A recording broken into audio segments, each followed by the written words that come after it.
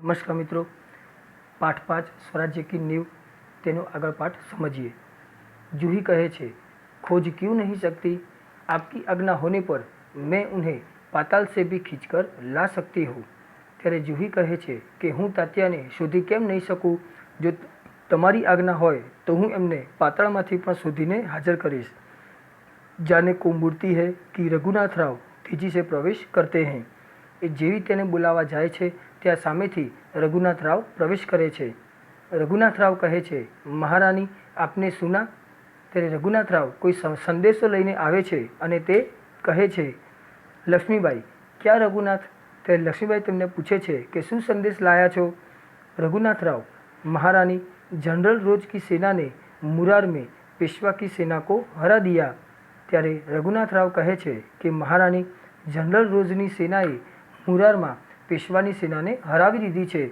तो मित्रों, आ जनरल रोज जे हतो ते एक अंग्रेज हतो अने ते एक पछी एक राज्य युद्ध करीने मेळवतो हतो, जीती रह्यो हतो। त्यारे जूही कहे छे, काप कर, क्या पेशवा की सेना हार गई। त्यारे जूही ते थोड़ीक डरी जाए छे अने डरता कहे छे कि शुं पेशवानी सेना हारी गई। लक्ष्मीबाई, पेशवा की सेना हार गई, यह अच्छा ही हुआ, अब पेशवा की आंखें खुलेंगी। त्यारे लक्ष्मीबाई कहे छे कि पेशवानी सेना हारी गई छे ते एक सारू थयुं छे, हवे पेशवाने सत्यनुं भान थशे। रघुनाथ, अपनी सेना को तैयार होने की आज्ञा दो, रोज ग्वालियर का किला नहीं ले सकेगा। त्यारे लक्ष्मीबाई रघुनाथने तेमनी सेनाने तैयार करवानी आज्ञा आपे छे अने कहे छे कि जनरल रोज एक ग्वालियरनो किलो नहीं जीती सके। रघुनाथ, मैं जानता हूँ वह कभी नहीं ले सकेगा, मैं अभी सेना को कूच के लिए तैयार करता हूँ। त्यारे रघुनाथ कहे छे कि हूँ जाणुं छुं ते क्यारेय ज नहीं लई शके, हूँ हमणां ज सेनाने युद्ध करवा माटे तैयार करूँ छुं। मात्र हूँ तमने सूचना आपवा माटे અહીં આવ્યો હતો। આટલું કહીને રઘુનાથ રાવ જાય છે। ત્યારે લક્ષ્મીબાઈ કહે છે, और जूही तुम भी जाओ, सहसा बाहर देखकर, लेकिन ठहरो, शायद सेनापति तात्या इधर ही आ रहे हैं। त्यारे लक्ष्मीबाई कहे छे कि जूही तू पण हवे जा। त्यारे अचानक बहार जोता तेने ऊभું રહેવા માટે કહે છે, कदाच सेनापति तात्या અહીં જ આવી રહ્યા હોય તેવું लागे छे। जूही बाहर देखकर, जी हाँ, ये तो सरदार तात्या ही है। सरदार तात्या का प्रवेश। त्यारे जूही बहार जोता कहे छे कि हाँ, आ तो सरदार तात्या ज छे अने सरदार तात्यानो प्रवेश थाय छे। लक्ष्मीबाई, कहिए सरदार तात्या, आज आप इधर कैसे भूल पड़े। त्यारे लक्ष्मीबाई कटाक्ष में तेमने कहे छे कि बोलो सरदार, आज तमे अहीं क्यांथी भूला पड्या। त्यारे तात्या कहे छे, भाई साहब, मैं किसी के लिए सरदार हो सकता हूँ, पर आपके लिए तो सेवक ही हूँ। त्यारे तात्या विनम्रतापूर्वक लक्ष्मीबाई ने कहे छे कि हूँ बीजा कोई माटे तो सरदार होईश, पण तमारा माटे तो हूँ सेवक छूँ। लक्ष्मीबाई कहे छे, व्यंग से इतने बड़े सेनापति को इस प्रकार एक नारी के सामने झुकते लज्जा नहीं आती। खैर छोड़ो इस बात को, यह तुम्हारी विनम्रता है। तेरे लक्ष्मीबाई कटाक्ष में कहे छे कि आटला महान सेनापति एक नारीनी सामे नमी रह्या छे तो शुं एमने लज्जा के शरम नहीं आवती। जवा दो आ वातने, आ तो तुम्हारी विनम्रता छे, तुम्हारो विवेक छे।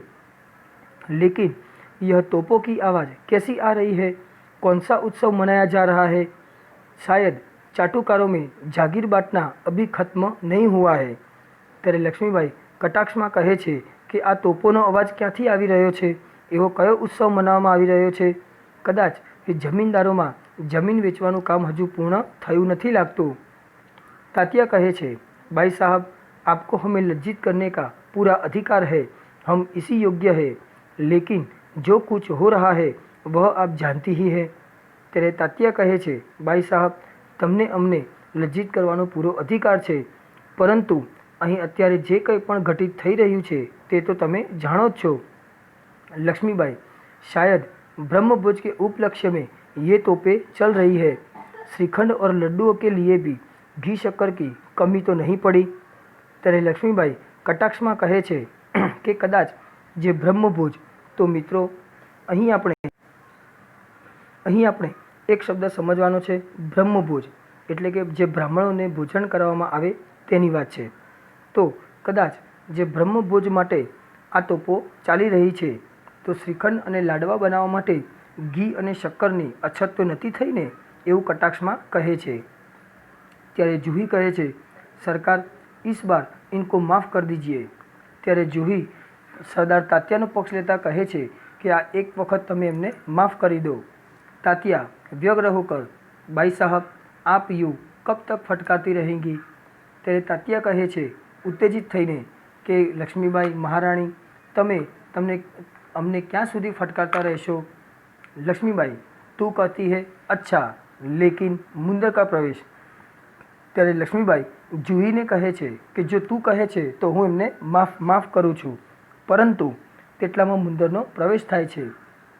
મુંદર, સરકાર સેના તૈયાર હૈ. ત્યારે મુંદર આવીને સંદેશો આપે છે કે આપણી સેના યુદ્ધ માટે તૈયાર છે. લક્ષ્મીબાઈ, તો મેં भी तैयार हूँ. तात्या, तुमसे मुझे बहुत आशाएं थी, तुम्हारे रहते यह सब क्या हो गया. ત્યારે લક્ષ્મીબાઈ કહે છે કે હું પણ યુદ્ધ માટે તૈયાર છું. પછી તાત્યાને કહે છે કે મને તારાથી ખૂબ જ આશાઓ હતી, પરંતુ તારા હોવા છતાં આ બધું શું થઈ ગયું. ત્યારે જુહી કહે છે, સરકાર ये સ્વામી ભક્ત હૈ. ત્યારે જુહી એ તાત્યાનો પક્ષ લેતા કહે છે કે મહારાણી, આ તો સ્વામી ભક્ત છે. ત્યારે લક્ષ્મીબાઈ કહે છે, लेकिन आज हमें देशभक्तों की आवश्यकता है. खैर अब भी कुछ नहीं बिगड़ा, अब भी बहुत कुछ किया जा सकता है. ત્યારે લક્ષ્મીબાઈ જુહીને સમજાવતા કહે છે કે અત્યારે આવા સમયે આપણે સ્વામી ભક્તો કરતાં દેશભક્તોની વધારે જરૂર છે. જવા દો, હજુ પણ કશું આપણે બગડ્યું નથી, હજુ પણ આપણે ઘણું બધું કરી શકીએ છીએ. તાત્યા કહે છે, इसीलिए तो आया हूँ भाई साहब, आप जो कहेंगी वही करूँगा, जो योजना बनाए उसी पर चलूँगा.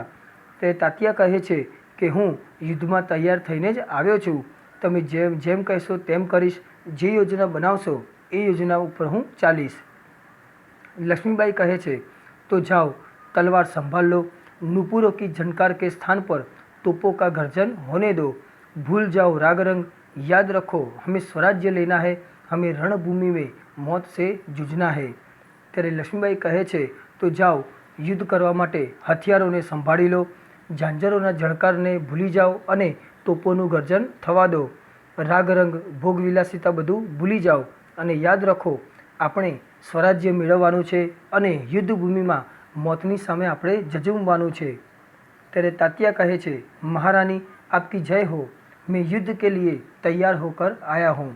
ત્યારે તાત્યા લક્ષ્મીબાઈને કહે છે કે હું યુદ્ધ માટે તૈયાર થઈને જ આવ્યો છું.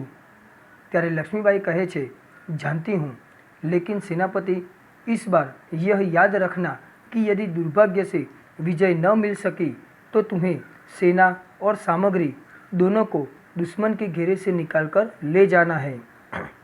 ત્યારે લક્ષ્મીબાઈ કહે છે કે સેનાપતિ, તમે એટલું યાદ રાખજો કે જો દુર્ભાગ્યવશ જો આપણે વિજય ન મેળવી શકીએ તો આપણી વધેલી સેના અને સામગ્રી બંનેને દુશ્મનોના ઘેરામાંથી તમે બહાર નીકાળીને લઈ જજો. તાત્યા, એસા હી હોગા. ત્યારે તાત્યા તે પોતાની જવાબદારી સમજી જાય છે અને કહે છે કે એમ જ થશે. લક્ષ્મીબાઈ, તાત્યા, मेरा मन कहता है कि यह मेरे जीवन का अंतिम युद्ध है, जीत हो या हार मुझे किसी बात की चिंता नहीं. ત્યારે લક્ષ્મીબાઈ એ સરદાર તાત્યાને કહે છે કે તાત્યા, મારું મન એવું કહે છે કે કદાચ આ મારા જીવનનું છેલ્લું યુદ્ધ છે. આ યુદ્ધમાં જીત થાય કે આપણે હારી જઈએ મને કોઈ વાતની ચિંતા નથી. चिंता केवल इस बात की है हमारी वीरता कलंकित न होने पाए. તો લક્ષ્મીબાઈ કહે છે કે મને ચિંતા માત્ર એક જ વાતની છે કે આપણી વીરતા એ કલંકિત ન થવી જોઈએ, એટલે કે આપણે યુદ્ધની અંદર પાછા પડવાનું નથી.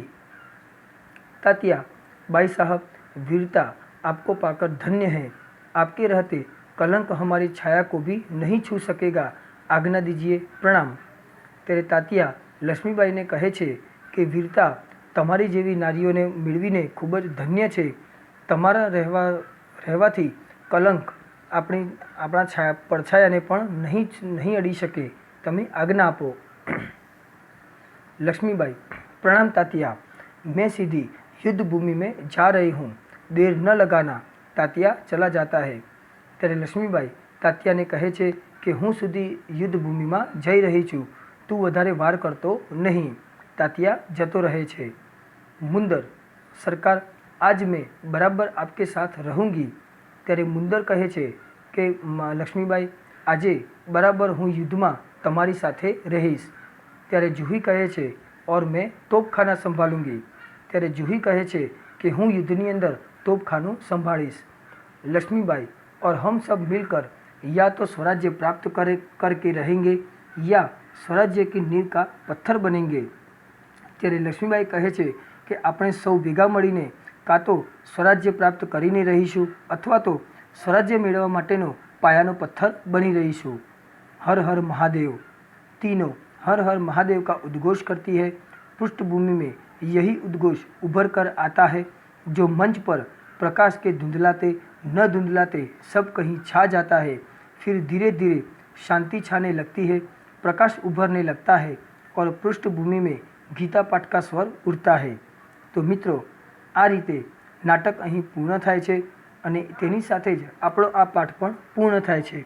हवे आपणे जे तमारे नोटमां लखवानुं छे तेनी समज मेळवी लईए। सौ प्रथम तमारे अहीं आपेल शब्दार्थ अने मुहावरे लखवाना छे। त्यारबाद स्वाध्यायनी अंदर जोईशुं प्रश्न नंबर 1 1-2 वाक्यमां जवाब, प्रश्न नंबर 2 5-6 वाक्यमां जवाब, एना सविस्तार जवाबों। प्रश्न नंबर 3 आशय स्पष्ट कीजिए। प्रश्न नंबर 4 सही शब्द चुनकर वाक्य पूर्ण कीजिए।